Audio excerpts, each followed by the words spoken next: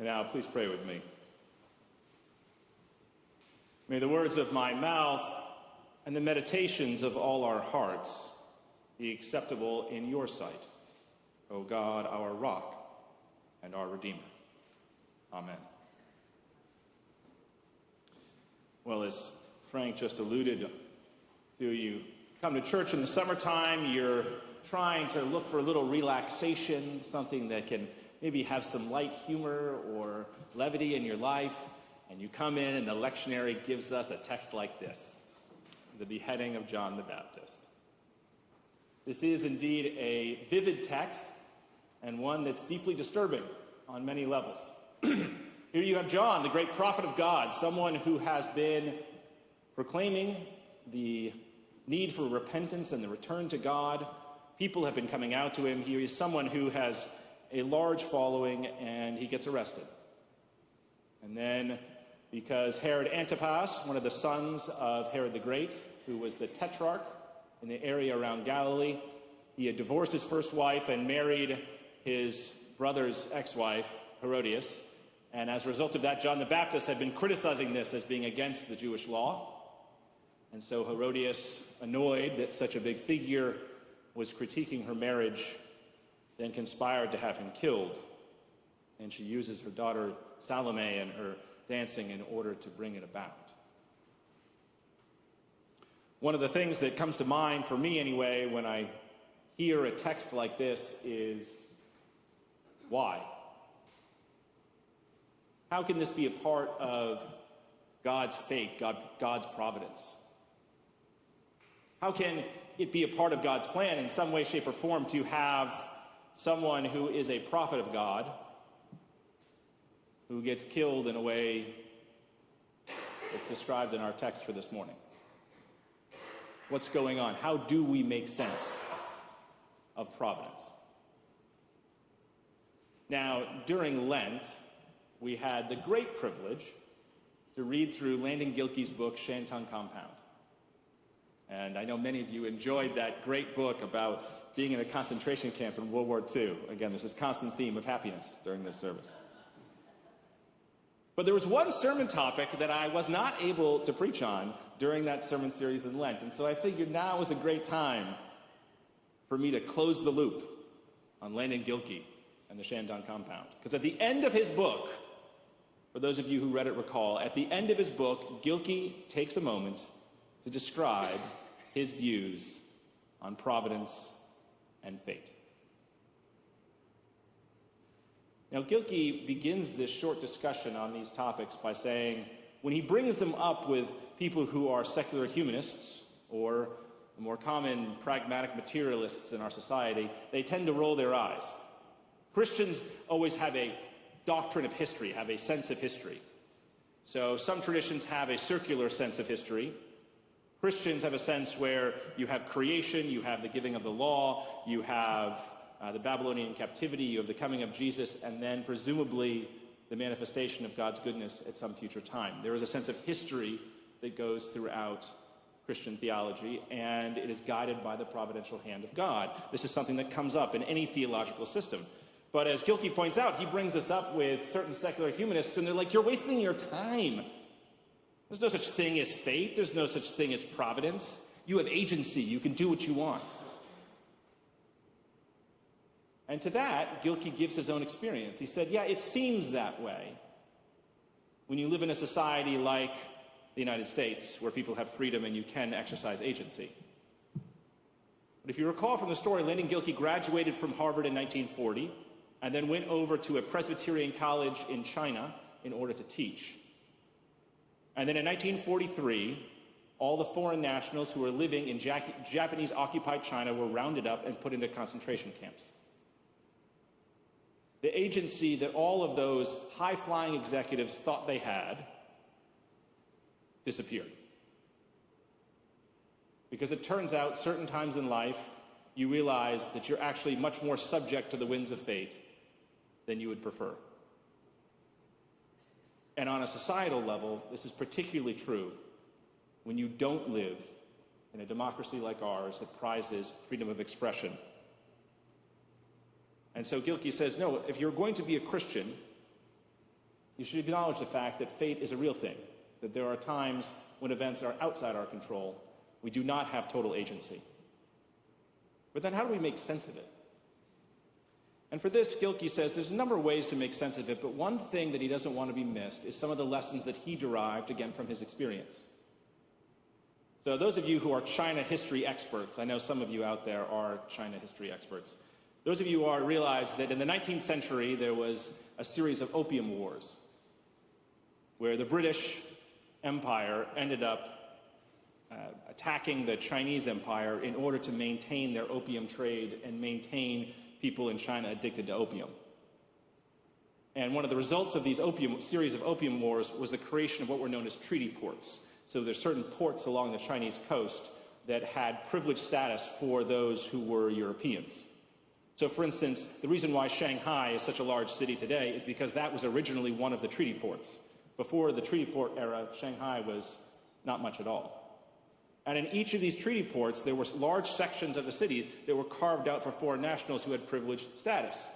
So everyone who was in this camp had these amazing life in a treaty port, a life of a true colonizer. Servants everywhere taking advantage of things, looking down their noses at their Chinese servants and those around them. And Gilkey said, you know what? When I see what happened to the treaty ports and I see the fact that they went away, part of that, I have to say, is a result of the human sin of us as colonizers, and we have to acknowledge that. What was done in the treaty ports and what was done through the opium wars was not a good thing,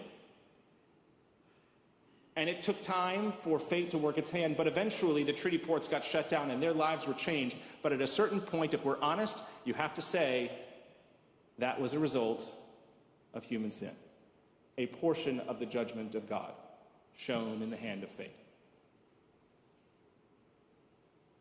Now, when we look at John the Baptist, the only reason why John the Baptist was a figure of note, the only reason why John the Baptist had people coming to see him was because society was not well at the time.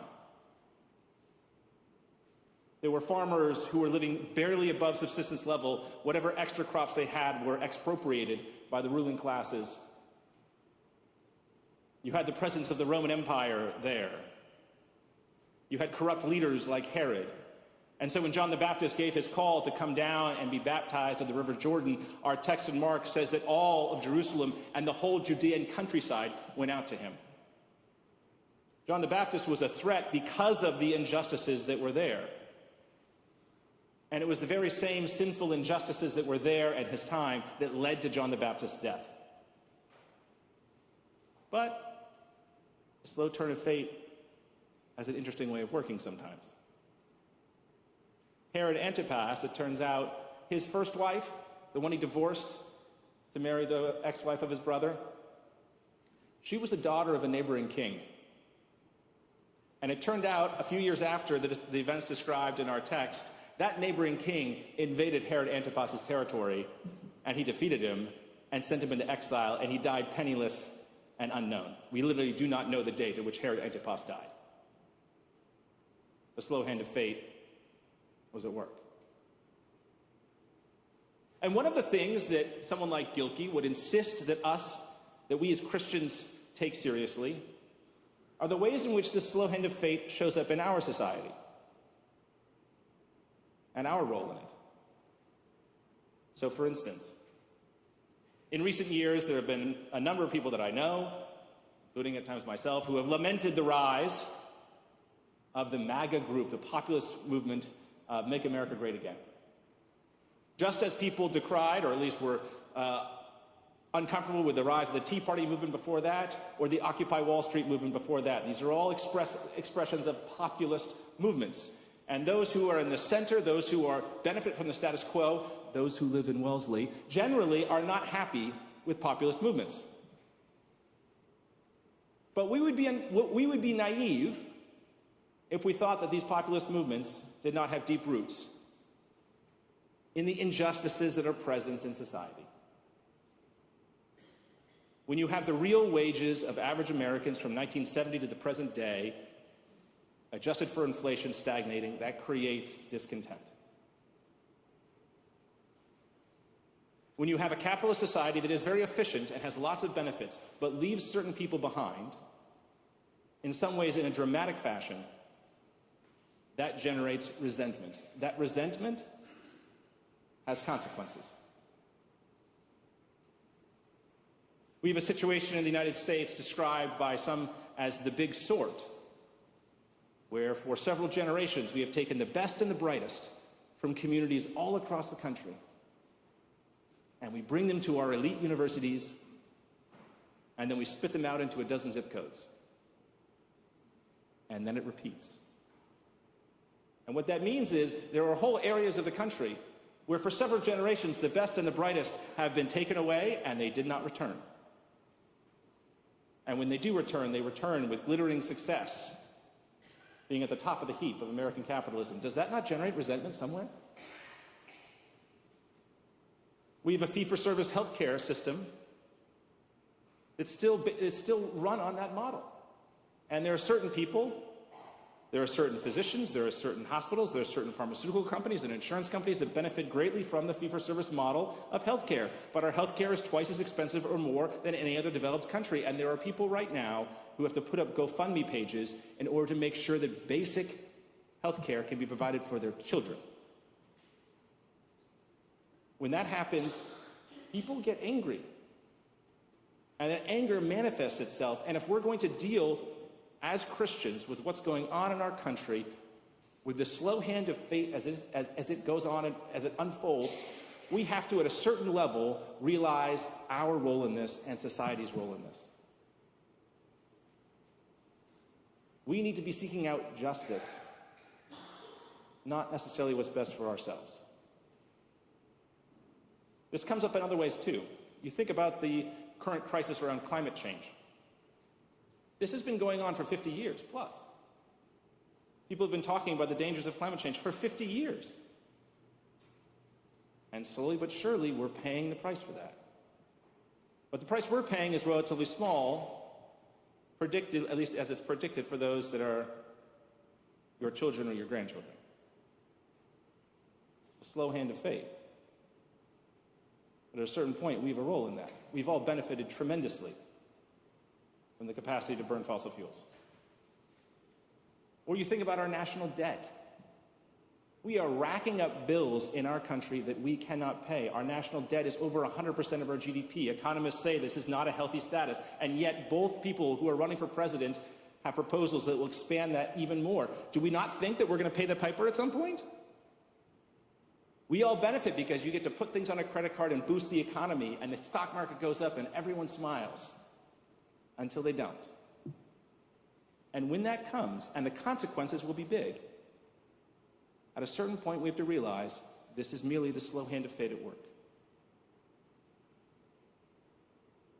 As Christians, we have to acknowledge these dynamics and seek out justice in the midst of it. But Gilkey does not end his conversation there. Because while he talks about fate being a real force in the world, he says fate is only one element of the providence of God. Because for Gilkey, underneath all of it for Christians is the constant presence of God calling us to a different way. When he was in that internment camp, Gilkey looked around and he was amazed at the ability of the people there to overcome all these different obstacles that were presented to them. They organized their entire society. They made sure that everyone was provided for. Even those who were slackers, they made sure that they still had what they needed. They tried to share the space equitably. They worked together. They supported one another. They loved one another. They tried to be good Christians. And in the midst of it, Gilkey said he had never seen God show up in a more profound way than it was in that camp. That was the hand of providence at work for Landon Gilkey. And what Gilkey says is, for Christians, as we go through difficult times, as we go through times that are uncertain, as we go through times that might try us in various ways, it is essential that we remember that sense of providence that is running there the entire time and that we are committed to it. We don't know the direction of the world. We cannot control the direction of the world. We cannot control what's going on. What we can control is our ability to be good disciples of Jesus Christ. And this is something that I really impress upon you that we have to bear in mind in the years ahead. The true test of our society will come down to, in the midst of bad things happening, are there those that can still commit to community, to love, to forgiveness, to seeing the hand of God in the world? To the degree to which that can happen, amazing things can happen. The reason why the story of John the Baptist is in this text is because it points to the story of Jesus. Jesus also was unjustly killed by the fate of the world. And yet, Jesus' resurrection and continued presence has inspired Christians for 2,000 years. It turns out, in the end, God's providence overcame the darkness of Good Friday. Now, yesterday, as Katie alluded to, of course, we had to witness the attempted assassination of Donald Trump. For anyone who's an American, this is a tragedy. Not just for the imposing of political violence into our system, but also the tragic deaths of 2 people and potentially a third who's in critical condition. Coming back to the themes of the sermon, we would be naive if we did not say that the hand of fate, the slow hand of fate, is playing some role in this whole tragedy. Donald Trump, for 9 years, has been instigating his followers to violence in his rallies. On January 6th, at other times, he has been pushing hate again and again and division again and again. And it turns out, when you are part of a communal effort of sin, bad things happen. Now, there are people who are mentally ill around this world who do crazy things. And I don't want to draw too clear a comparison between the particular individual who tried this horrendous act and some of the rhetoric that has come out of Donald Trump's mouth. However, it must be pointed out that these forces are out there of sin.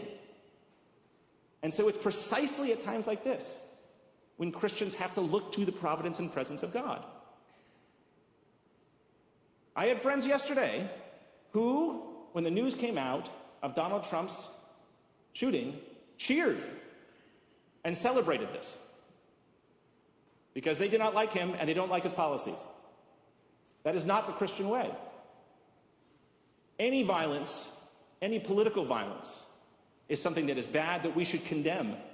This is the exact time when we have to double down on the love we have for those around us. And the same thing holds true for those who are supporters of the president, or the former president. There are lots of reasons to vote Republican in this society. Lots of very good ones.